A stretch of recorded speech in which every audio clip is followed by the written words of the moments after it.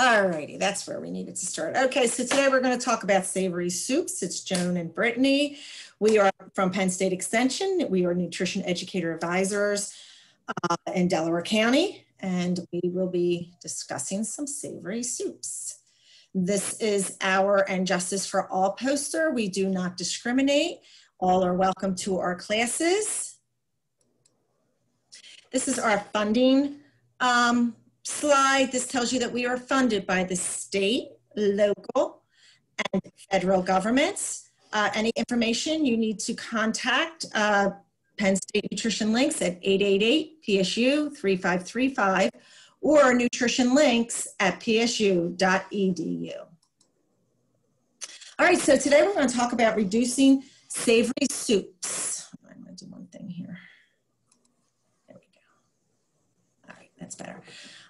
So we're going to talk about reducing sodium and savory soups. All right, so seniors are at risk for high blood pressure, hypertension, mostly due to aging, stiffening of our arteries, and high dietary sources of sodium, which increases your blood volume. This lesson will give you the skills and confidence needed to make more informed decisions and prepare or order more healthy foods, lower sodium foods, to meet your dietary needs.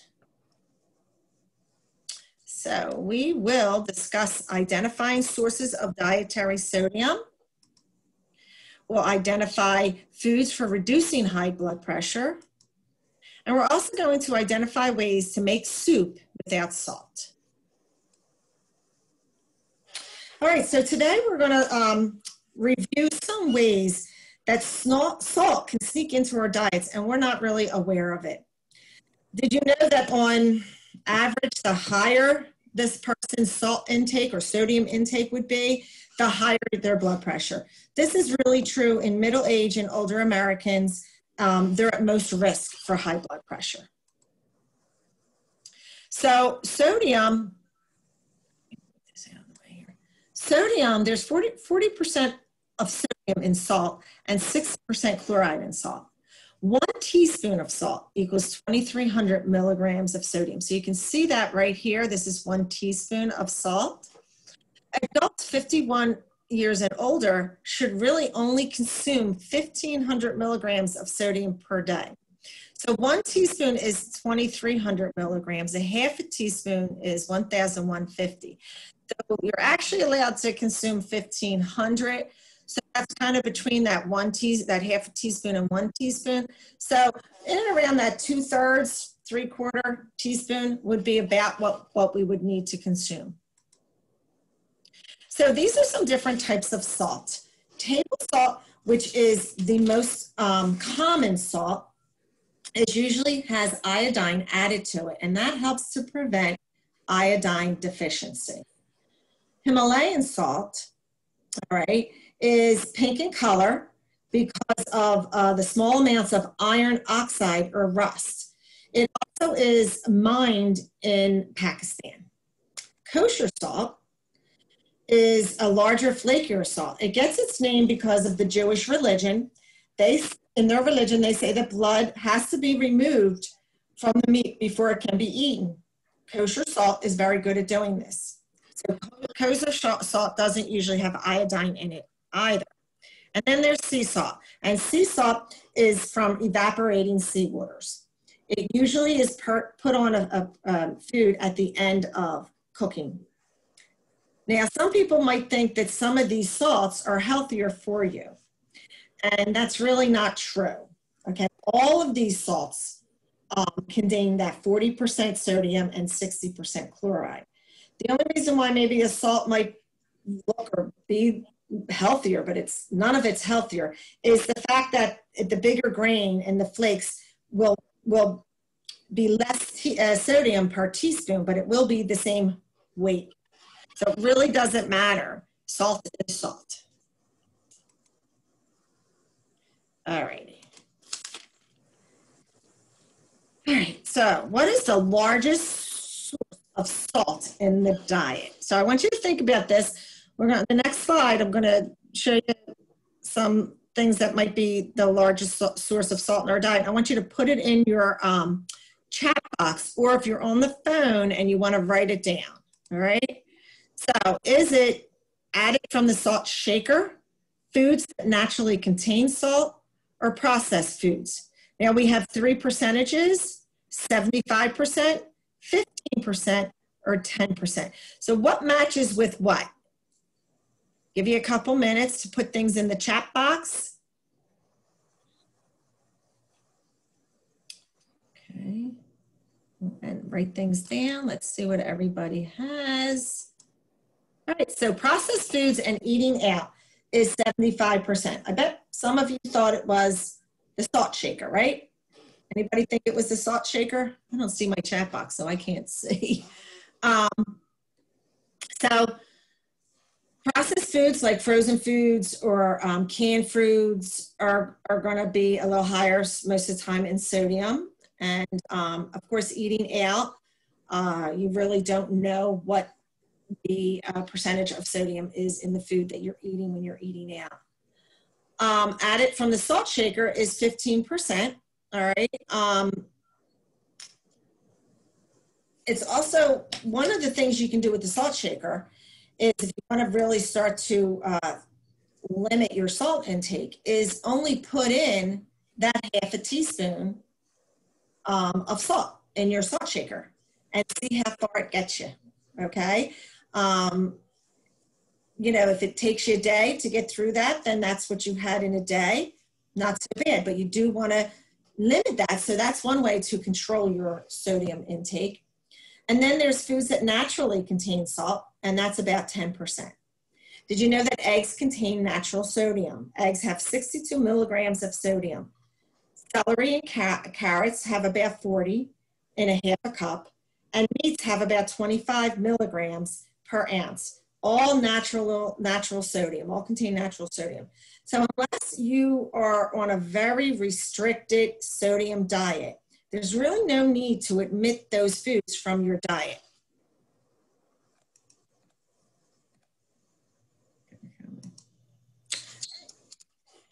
Again, we're going to do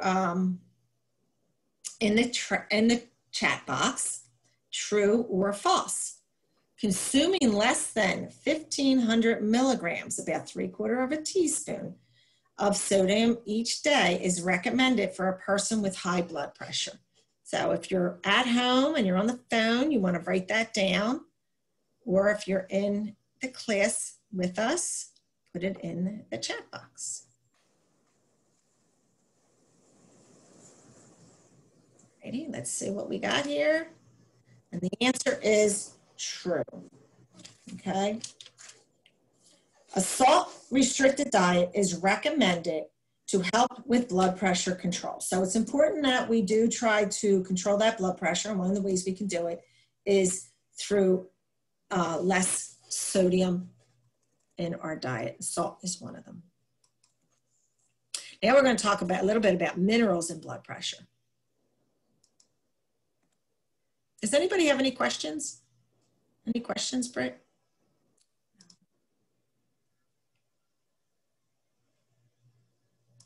Okay. 3 minerals that can help reduce blood pressure: potassium, magnesium, and calcium. Now you're going to find potassium and calcium on your nutrition facts label, so you can actually look to see how much is in that product, which is a good thing. Magnesium is not on our food labels as yet. Potassium just was added in 2018. All right, so let's see. Fruits and veggies have potassium, okay?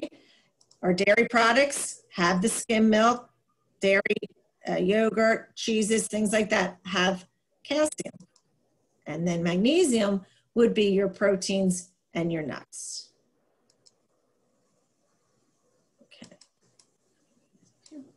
All right, the DASH diet, which is the dietary approaches to stop hypertension, reduces blood pressure and is a heart healthy. It's rich in potassium, calcium, magnesium, the 3 minerals that we need in our diet to help with the high blood pressure. It also has fiber, protein and unsaturated fats. So it would be low in saturated fat. Okay, low sodium. So again, we're going to use our chat box. Okay. This is canned corn and a half a cup of canned corn. How much sodium is in that half a cup of canned corn? Would it be 450 milligrams? Again, using your chat box, 360 milligrams, or 10 milligrams. If you're on the phone, you can write this down. So a half a cup of canned corn, would it be 450, 360, or 10 milligrams?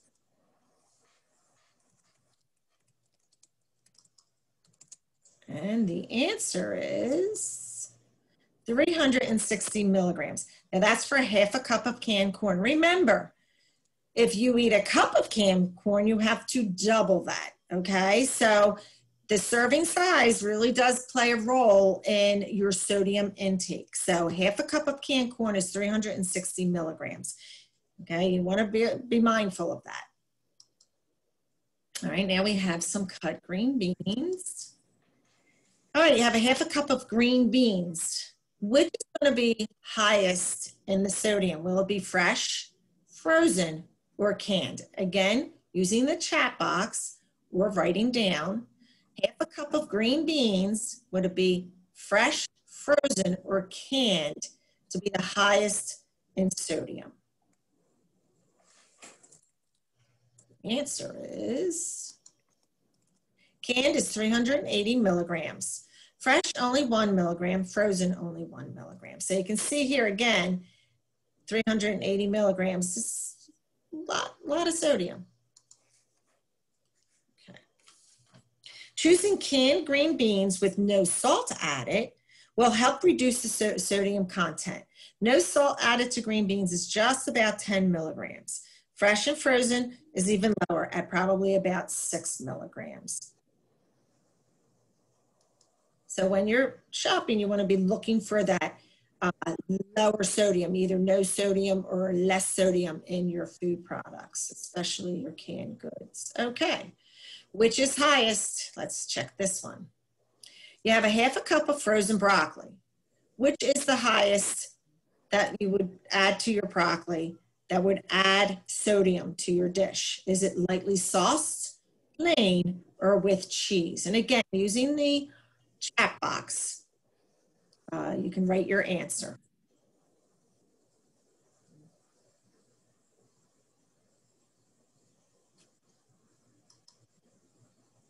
And the answer is half a cup of frozen broccoli with cheese sauce is 430 milligrams. So that's quite a lot of sodium there. Lightly sauced is 300 milligrams, a little less, and plain would be 20 milligrams. All right, so this is our video. I hope everybody can see it. I also hope everybody will be able to hear it. It's a pumpkin soup, and you'll be getting some information and recipes for different soups from Joan. I'll be sending that information out to you.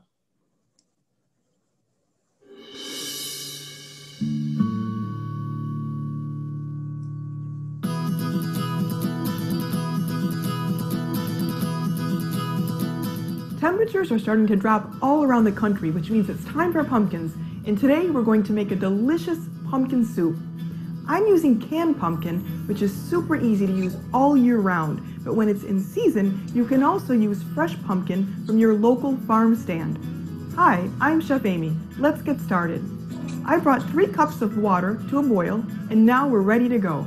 Add in a 1/4 pound of thinly sliced beef that's been cut into bite-sized pieces directly to the water, and let it boil for about 5 to 10 minutes. Now let's add in the pumpkin. Make sure you're using canned pumpkin, not pumpkin pie filling. There is a difference. And look for ones that contain no added salt. Next, mix in some maple syrup, a pinch of pepper, and a bit of cinnamon for extra flavor. Give it a stir and then lower the heat to cook for about 10 minutes more. Now we're ready to serve our soup. We'll top it off with a little bit of diced raw onion. And there you have it, our creamy pumpkin soup, Pair it with a nice green salad and some hearty whole grain bread for a perfect autumn meal. For this recipe and more, visit USDA's What's Cooking website. Alrighty, that looked delicious. Pretty simple to do. So we're going to move on. This is where it gets tricky for me. We got it. All right, Thanks, Joan. Britt's going to take over from here. Thank you, Joan. All right, so we're going to take a look at some convenient meals that we may get while we're out at the grocery store. And this is the lean cuisine of a chicken enchilada dinner. So again, we're going to use our chat box, or if you have a pencil or paper, if you're on the phones, you can write this down. Is sodium content in the chicken enchilada frozen dinners 250 milligrams, 500 milligrams, or 1,000 milligrams? Okay, you can use your chat box.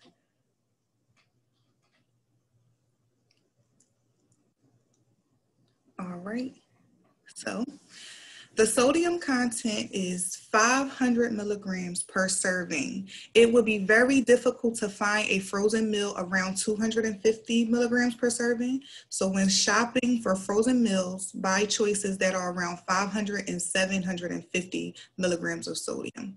Frozen dinners have their place and can be convenient, but most have a small serving size and that might not fill you up. Adding your own vegetables or a salad or fruit on the side is a good way to make them complete.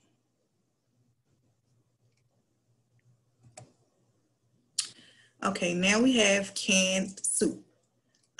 This canned soup, such as chicken noodle soup, is the sodium content 300 milligrams, 550 milligrams, or 890 milligrams per serving. Put it in your chat box. All right.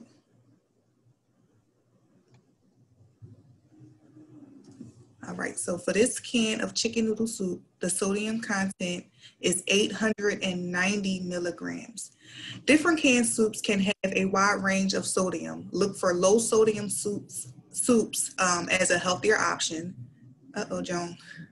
Some soups can have less sodium, around 550 milligrams per serving. Most soup cans contain more than one serving, so paying attention to the label is important when you're eating.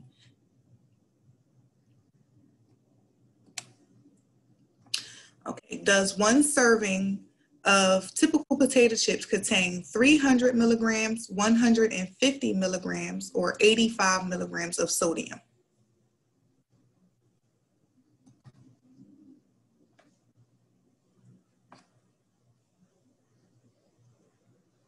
I see a couple of answers popping up in the chat box. Okay, so the sodium content is 180 milligrams per serving. Lightly salted potato chips contain only 85 milligrams of salt per serving. The trick is only eating 18 chips. Other snack types of chips like pretzels or nuts can have even more sodium than potato chips, so it's important to read your nutrition labels. Now we have a can of V8 juice, original juice. So let's see, the sodium content of this 11.5 ounce can, or one can of V8 juice, 200 milligrams, 570 milligrams, or 880 milligrams of sodium.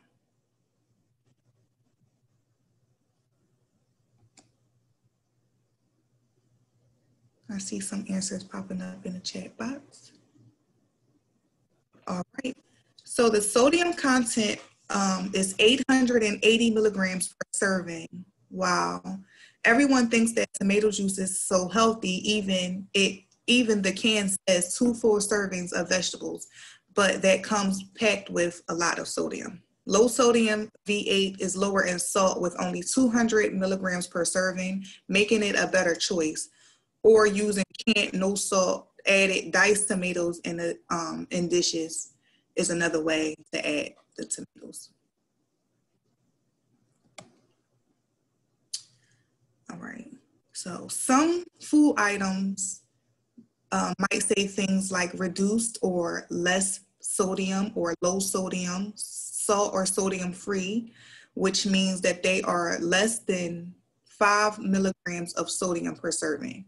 Very low sodium means that there is 35 milligrams of sodium or less per serving. Low sodium means 140 milligrams of sodium or less per serving.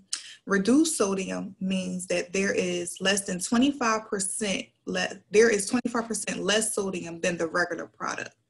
Light in sodium or lightly salted means that there is less than 50% sodium than the regular product.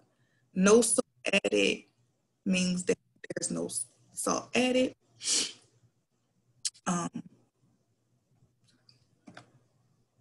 Okay, now let's review some of what we learned today.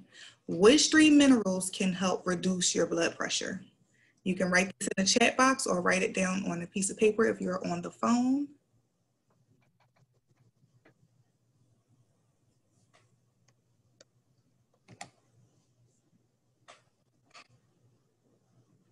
I see Rita. Rita put her answer. Okay, I see a lot of people. All right, it seems like everyone is right. Potassium, magnesium, and calcium can help reduce your blood pressure.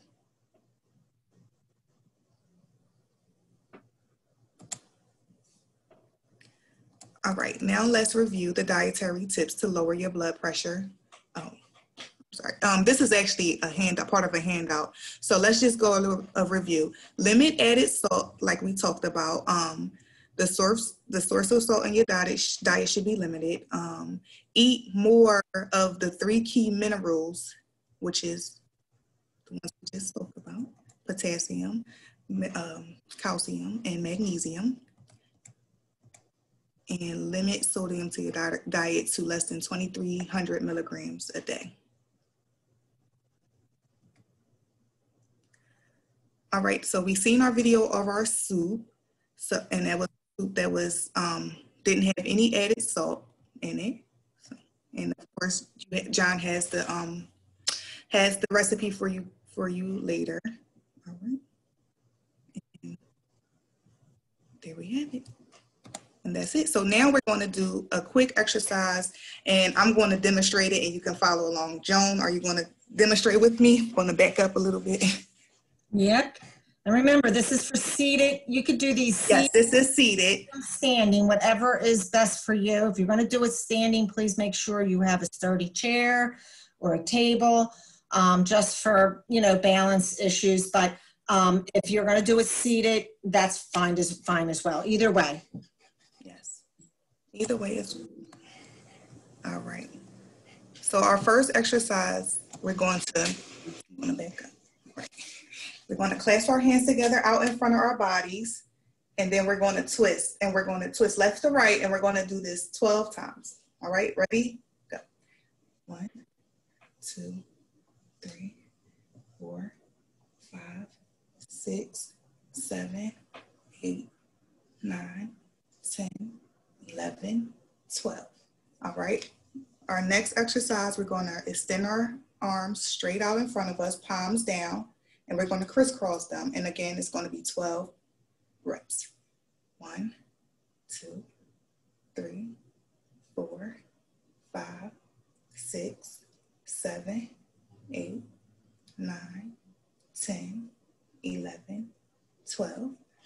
All right. Our next exercise, we're going to have our arms out to our side shoulder level, and then we're going to open and close our hands.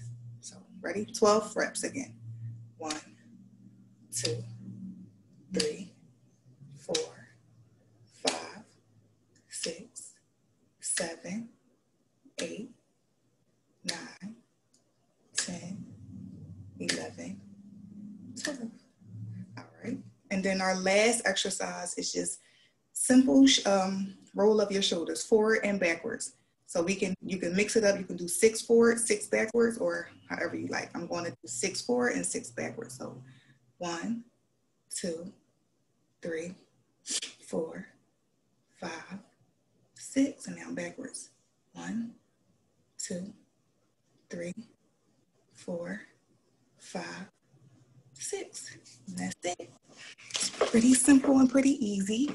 Great job, Britt. And remember, any little bit that you can do, those little exercises, you can do that watching TV or whatever it is you might be doing, benefit your health. Yes. Thank you. Thank you. Yeah, I know the shoulder rolls did feel good. That's my favorite exercise.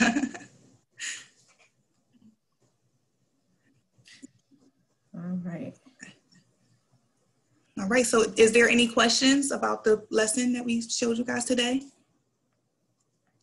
You can just freely talk. You don't have to put it in the chat box this time. I'll unmute everyone. Remember to unmute yourself so that you can speak up. And we will be back. We'll be starting, normally we don't do classes in during the school year, but this year being the way this year is, we will be doing some classes starting in October. It's our new programming year. We'll do, I think next month we might be doing the grain lesson. We didn't actually do that one. We kind of went a little out of sorts for this, but we'll do a grain lesson next month, which will be a nice lesson. It's a really nice lesson. It's a good lesson. I have a question. Sure. I have a good friend who's just recently been diagnosed with diabetes, and she's really struggling with trying to control blood sugar, and it all happened during COVID. So I think if you guys had anything in that area to discuss diet and diabetes and what you can or shouldn't do, that might be helpful to her. We personally cannot really discuss diabetes. We're not really trained in that area, but we do have, and I'm not sure if Penn State's running this program presently, but we do have a program called Dining with Diabetes. Oh, okay. And that would be something that she could look into if she went onto our Penn State Extension website. Okay. And she could see that Dining with Diabetes is there, and she could get some information from there. Okay. I'll chime in on that as well, Diane. I believe that COSA's evidence-based health promotion person, Ellen Williams, I believe her name is, actually just started a diabetes control program for people age 60 plus. If you, I will look for the information on that and email it to you. Oh, I much appreciate it. Thank you. Sure. We also have something through Penn State. It is a live webinar. Penn State site. So we do have, there is something. Yeah, if you could send any links to that through John, I guess that would be really great. I appreciate it. Okay. All right. Okay.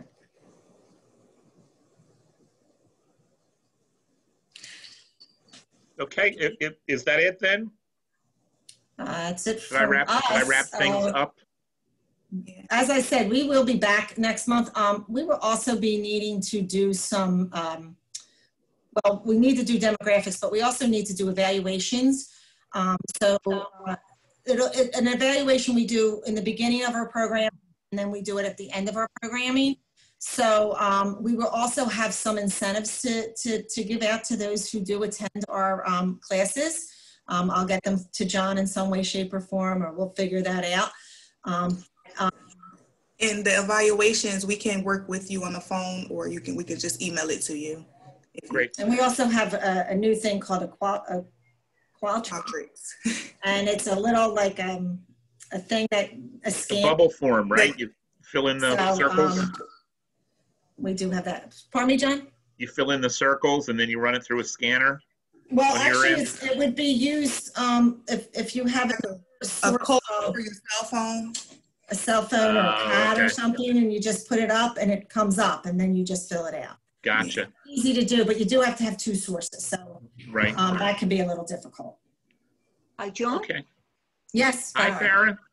Hi, Farah. I will email all the recipes you send me to people who come to our program, or mail it to them if they don't have access to internet. Right. Thank you. Right. We'll discuss, I think, John and Farah, we'll try to discuss this a little bit further to try to figure out what the best way to get some evaluations. Yeah, we can, if you need to do pre and post we can send out a survey to people by email once they register for the program, and then we can send them a follow-up survey after the program. Okay, because Brittney and I are willing to do phones. We're willing to do whatever it might take. Okay. Yep. Thank you. Thank you, everyone, for joining. Thank you. Thank you, everybody. You have a great weekend, Thank you, everyone. You too. See you all next month. Yeah, the second Tuesday of October, November, and December, we'll have programs coming back then. All righty. All right, great, John. Thank you. Thank you. Thank you, everybody. All righty.